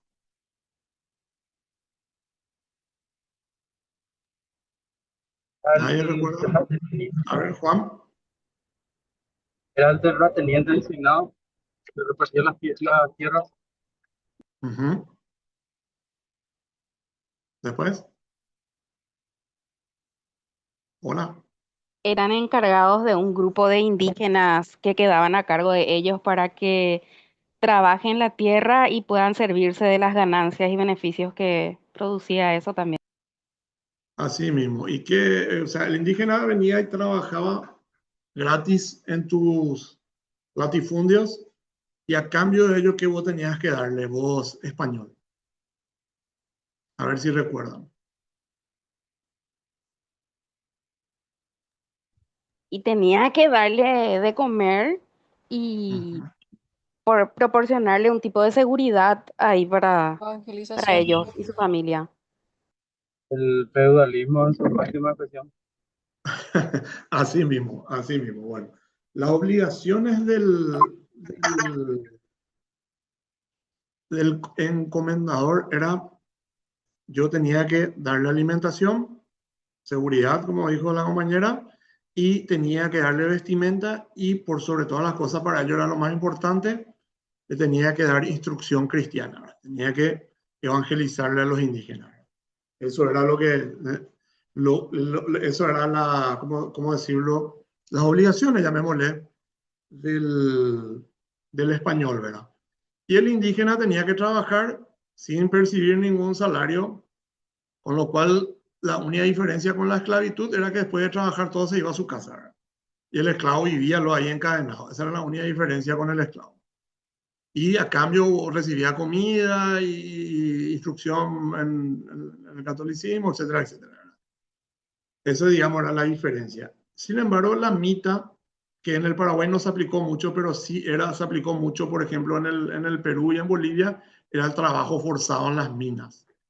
Ahí ellos eran prácticamente como una especie de esclavos que estaban todo el día trabajando en las minas y de todo lo que sacaban era para la corona y un porcentaje quedaba para el terrateniente y para ellos bien, gracias. ¿Verdad? No quedaba absolutamente nada. Algo que yo creo que esto sí se van a acordar en el examen por el nombre, es la ordenanza de Alfaro de 1612. Sospecho que todos se van a acordar de eso, que esa va a ser una pregunta que todos van a saber responder, ¿verdad? Por razones obvias, ¿verdad? Después de no sé cuántos años ya perdí la cuenta que fuimos al Mundial gracias a Alfaro, ¿verdad? Entonces creo que todos van a tenerla en mente, ¿verdad? ¿Qué era la ordenanza Alfaro? Fue promulgada en 1612 y prohibía el trato servil a los indígenas, ¿verdad? Limitaba el traslado de ellos, ¿verdad? Y declaraba nula la compra-venta de indígenas, pues ellos no eran esclavos. Los esclavos sí eran los únicos. Esta ordenanza trataba de suavizar, digamos, el trato que recibían los indígenas, ¿verdad? Obviamente esto trajo un revuelo, ¿verdad? Porque obviamente los terratenientes no querían saber nada, ¿verdad? Estaban acostumbrados en el Perú, por ejemplo, a tenerle de cuasi esclavo en la mina y que vos le digas, no, no, no, vos no le puedes pegar, no, no, no, no le puedes hacer tal cosa. Para ellos era, no sé cómo voy a explicar, como ustedes le digan, ustedes no le pueden llamar la atención a su hijo si se porta mal. No, ni de pegarle, no le pueden llamar la atención, más o menos si era el equivalente para ellos que estaban acostumbrados a los latigazos a los indígenas y a los esclavos, ¿verdad? Entonces, fue resistida, pero finalmente va a ser aprobada por el rey e implementada a partir de 1618. ¿Verdad? El trato que recibieron los indígenas en América dista mucho de ser lo mejor, ¿verdad? Todos creo que sabemos, cuando llegan los españoles a América, ellos vienen y toman por la fuerza ciertas... empiezan con en lo que hoy sería el Caribe, esas pequeñas islas dominicanas, la isla La Española, la bautizaron, que hasta ahora se llama así la isla, donde comparten República Dominicana y Haití. Después de ahí va Hernán Cortés y va a tomar el Imperio Azteca, ¿verdad? En México. Lo va a ejecutar a Moctezuma, que es el emperador azteca, ¿verdad? Entonces lo va a ejecutar, primero le va a entrar y va a exigir que llenen toda una habitación de oro. Cuando le traen eso, él no va a cumplir su palabra y lo va a ejecutar. Y ahí empieza la rebelión de los indígenas. Entonces, ¿qué es lo que les quiero decir con todo esto? Lo mismo pasó en similar circunstancia en el Perú cuando Pizarro le secuestra a Atahualpa, que era el emperador inca, que estaba peleado con su hermano. Y ahí empieza también la misma historia. ¿Verdad? Le piden el oro, le llenan el oro y finalmente lo matan. ¿Verdad? ¿Qué es lo que pasa? Ese contexto de estas dos civilizaciones hizo que los indígenas, en primer lugar, caigan enfermos por virus que ellos no conocían. Creo que nosotros tenemos una pequeña idea de lo que habrá sido eso, lo que nos pasó en la pandemia. Nuestros cuerpos no estaban preparados para el virus del coronavirus, perdón, y se dio una pandemia que desgraciadamente trajo luto en muchos países, ¿verdad? Hace poco justamente estaba leyendo unos datos estadísticos. En Estados Unidos murieron más de 1,5 millones de personas. En Brasil murieron más de 150.000 personas. En Paraguay no recuerdo la cifra, pero sí era así, era de terror, ¿verdad? Digamos, la cantidad de personas que murieron como consecuencia de ello. Bueno, similar situación sucedió en América cuando llegaban los españoles. Solo que ahí el porcentaje de fallecimiento fue mucho mayor, fue de más o menos la mitad de la población, puesto que ellos no tenían anticuerpos para ninguno de los virus y bacterias que traían los españoles. Y después empieza esto que está acá. A ver si alguien sabe lo que es qué representa ese cuadro.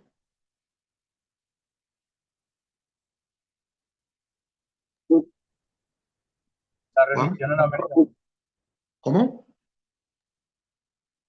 La religión, utilizarle. No, no, no. ¿Alguna vez he escuchado la frase, o alguna vez alguien te dijo, no me quiera vender espejito? ¿Alguien les dijo alguna vez esa frase? ¿Saben de dónde viene esa frase? Los españoles cuando vinieron, ahí le está mostrando el espejo y los indios jamás habían visto eso, entonces maravillados miran y ven que pueden reflejarse. ¿Y qué es el intercambio que se da? El espejito por el oro. Ahí empieza la primera gran estafa, ¿verdad? Le empiezan por espejito le sacan todo su oro y después ya le van a sacar sus tierras y finalmente van a ser, entre comillas, colonizados por los españoles, ¿verdad? Como mencioné hace rato, de la unión entre ambos es que van a surgir los mestizos y los que son después ya los, llamémosle, los paraguayos, argentinos, etcétera, etcétera. No sé si queda alguna duda, algo que no les haya quedado claro. En la siguiente clase, que es mañana, vamos a continuar con lo que queda de esta unidad.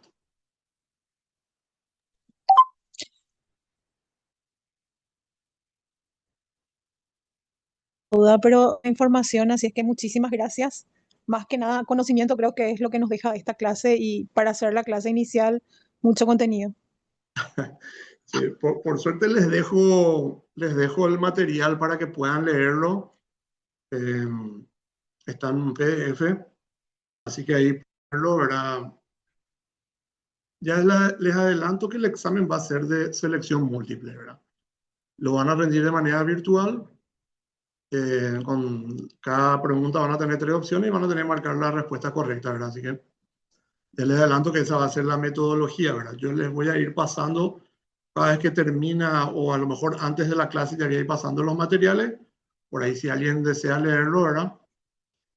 Y van a ir ya accediendo a todo el desarrollo del programa, ¿verdad? Yo soy consciente que esta es una materia que es introductoria a una carrera que ustedes van a estudiar. Por lo tanto, yo no puedo pretender que ustedes compren todos los libros de mi materia para poder estudiar una clase de un mes. Por eso, para facilitarles eso, es que yo les voy a ir desarrollando todas las clases y les voy a ir pasando. Entonces, ustedes van a poder leer de esos materiales que yo les doy en el caso que no puedan acceder a ningún libro, ¿verdad? Obviamente, si ustedes pueden acceder a los textos de Julio César Chávez o de Efraín Caroso, pero por supuesto 1000 veces mejor, ¿verdad? O de Rafael Eladio Velázquez, ¿verdad?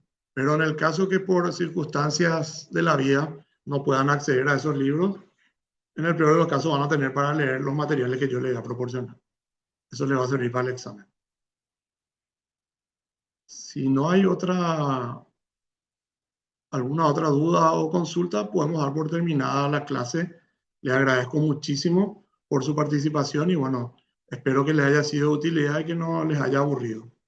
Profesor, Sí, una última consulta. sí, Las preguntas de selección múltiple en el examen va a ser en base a los temas desarrollados en clase o van a así haber mismo.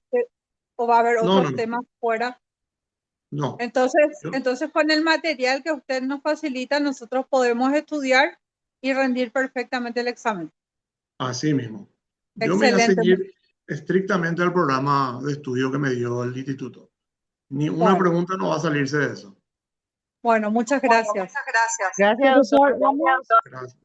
Gracias. Profesor, Sí, sí, te escucho. Sí, sí, vamos a tener cuestionarios de apoyo como ¿Perdón? para ir también. Si usted nos va a ir dando tareas o cuestionarios de apoyo para ir completando e ir teniendo el desarrollo de las clases, Yo les voy a ir dando indistintamente al material. el desarrollo del programa desarrollado por mí en un PDF. Pero independientemente de eso, y suerte que me hiciste acordar, van a haber trabajos prácticos que le voy a dar también. Un trabajo práctico va a ser específico, que le voy a dar más adelante. Que eso suma puntos después también.